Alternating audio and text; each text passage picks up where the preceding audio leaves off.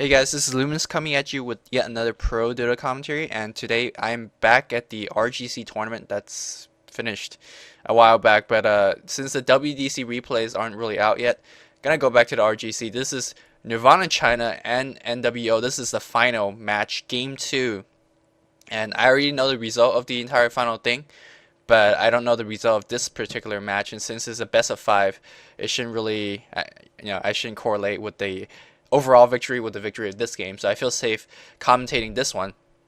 And yeah, if you guys haven't really been catching up what's really been going on, do check out WDC. The replays aren't really out yet, so I can't really do a commentary on the replay. Worst comes to worst, I can do a commentary off the Chinese streams. I'd rather not, because it's a stream used by the Chinese commentators.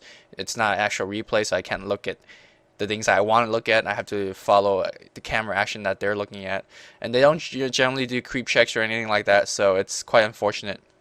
And the graphic quality is quite low as well, so I rather not do that. But if the replays will never come out or something, then I might end up just casting off the streams, because there are some epic games I heard and I have seen.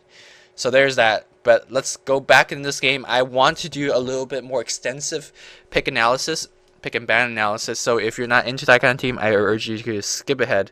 Nirvana China does have the second pick here, and they are in the Sentinel. They banned the Doom and the Windrunner so far. Meanwhile, NWO going back to the Enigma, Pugna, and Vengeful Spirit. I feel that Enigma ban is mostly more of a respect ban towards DGC. Enigma in itself is a very great hero, and we see Chinese banning them a lot, but any team that didn't ban Enigma against Nirvana China is like almost suicidal, because DGC's Enigma is just like a beast in itself. He wins tri-lane by himself with the freaking Enigma. I don't even know how he does it, but it's a magical thing. And I mean, Shadow Fiend is not banned, Enigma it is, so I think that is a good correlation of how teams take Enigma as a hero compared to Shadow Fiend when you take PIS and DGC into the picture here. Now, NWO does have the first pick here. Let's see what are they going to go up for. So far, none of the bans really signify they're going to do anything special here. They don't have like an Earthshaker ban that signifies they're going to do a little bit of pushing shroud or anything like that. But I think the first couple of picks and bans will let us review a little bit to see what these captains are thinking here. Let's speed up just a little bit to see what their first couple of hero is. Yada yada yada.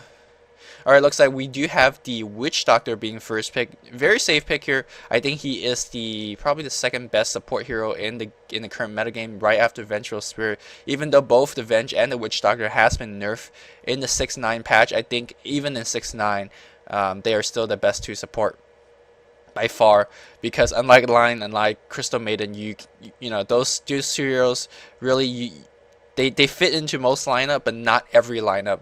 And Vengeful Spirit and the Witch Doctor fit into practically every single lineup here. Nirvana China counter picks with the Necrolite and a Visage. So right off the bat, we see both teams going very, very heavy healing oriented lineup here.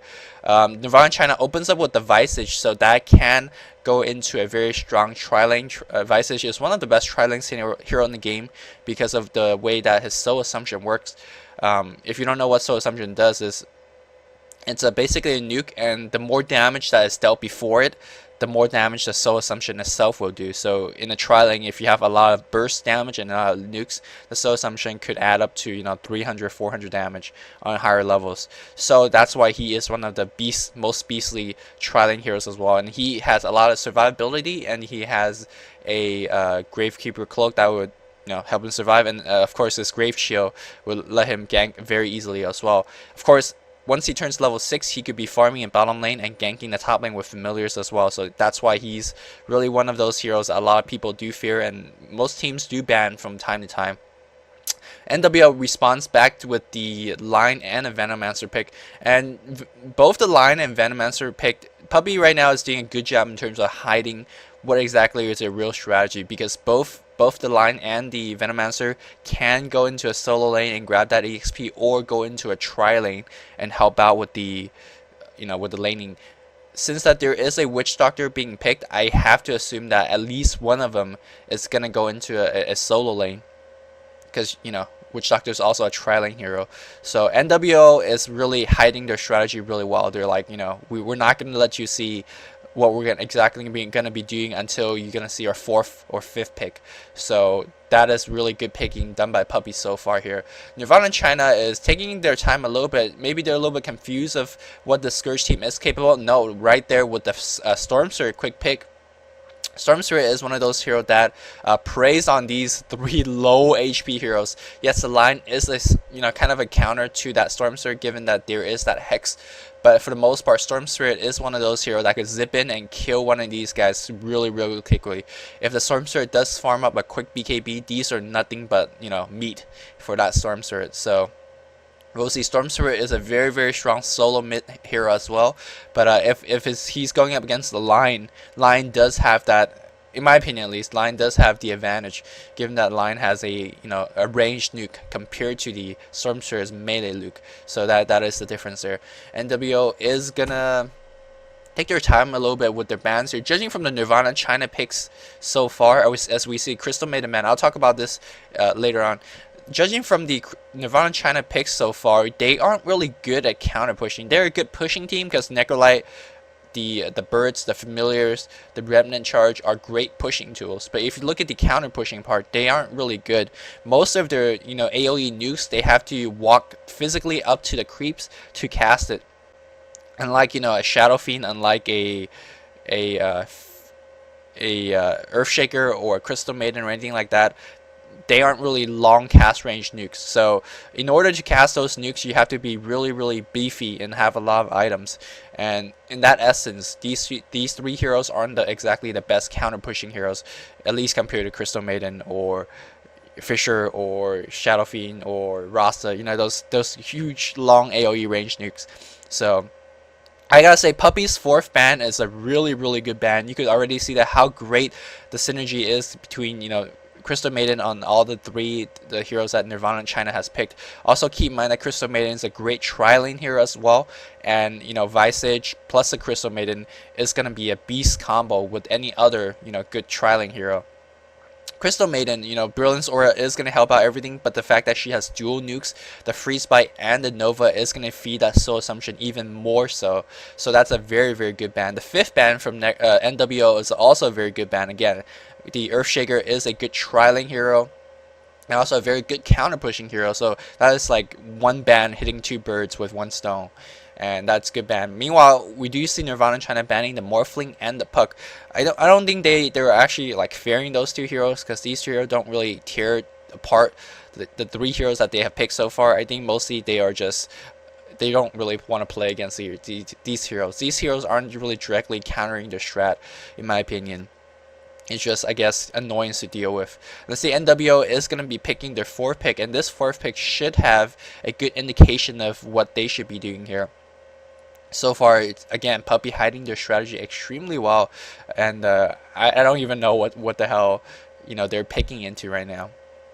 They could be going a standard 1-1-3 lane. They could go for a 1-1-2 in a jungle. NWO likes to jungle a lot. Puppy, I mean, he has a very great Enchantress. He has a really good roaming Earthshaker, though Earthshaker is banned. But looks like it is going to be a Tinker here, and that is going to be probably played by Kuroki. Kuroki's Tinker solo mid is enforced to be reckoned with. I haven't seen him actually lose a solo mid lane when he's playing Tinker.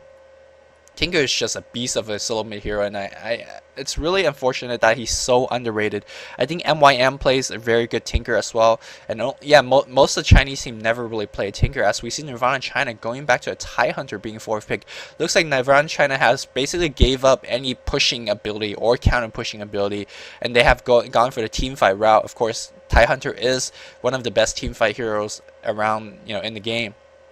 Also very good in terms of counter ganking, because when you gank one of the carries on the Nirvana.cn and you see TIE Hunter TPing in, you gotta think twice between what's gonna be happening, because there is gonna be a Gush and there is gonna be a Ravage. So Nirvana China going for the teamfight route, and NWO looks like they're gonna go for more the pushing mobility route with the BOT Tinker. That is going to help out a lot. It looks like Tinker is going to solo mid, and probably going to run a tri-lane with the Witch Doctor and either the Line and the Venomancer. And looks like the time is winding out for NWO. They got to decide here. Gonna just give him a brief moment, and I'm gonna drink some water.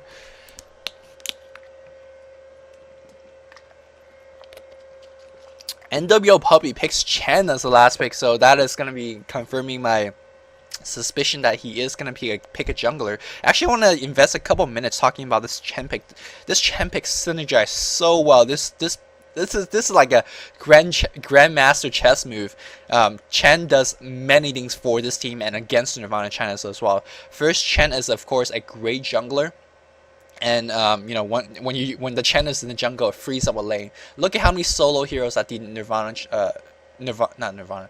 Look at how many solo heroes that the NWO team does have. Tinker's as a viable solo, Lion's a viable solo, and Venomancer is a viable solo. By having the Chen go into the jungle, it frees up another solo lane, so these heroes get the EXP.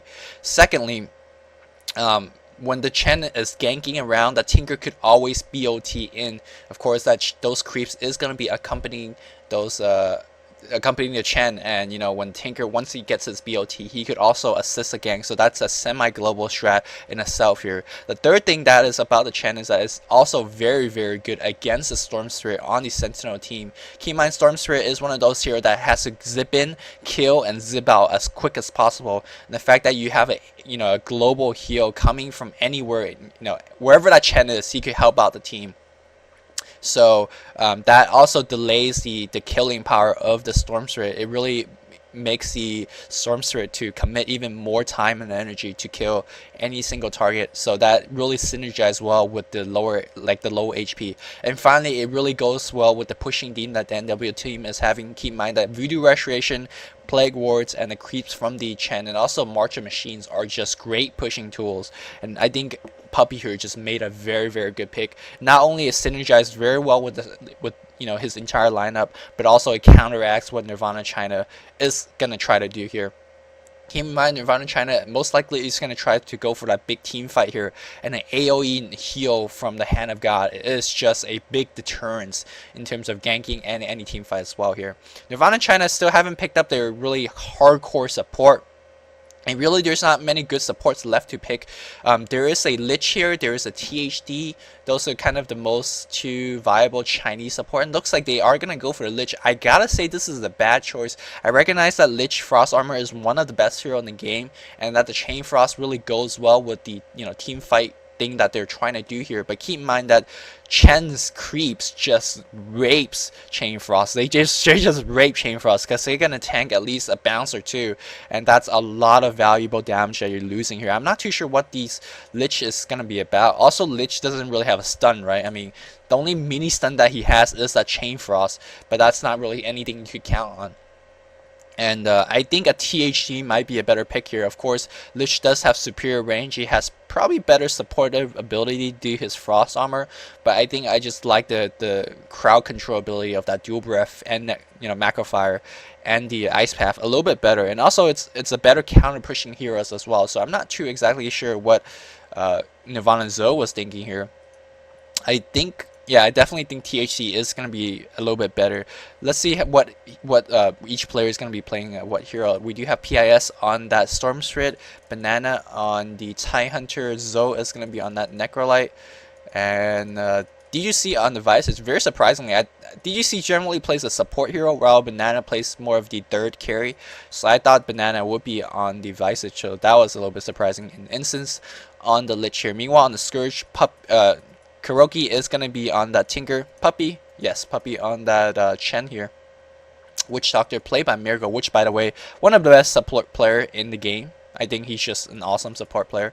NWO Pycat is going to be on the Venomancer and Asin on that line. So nothing too surprising.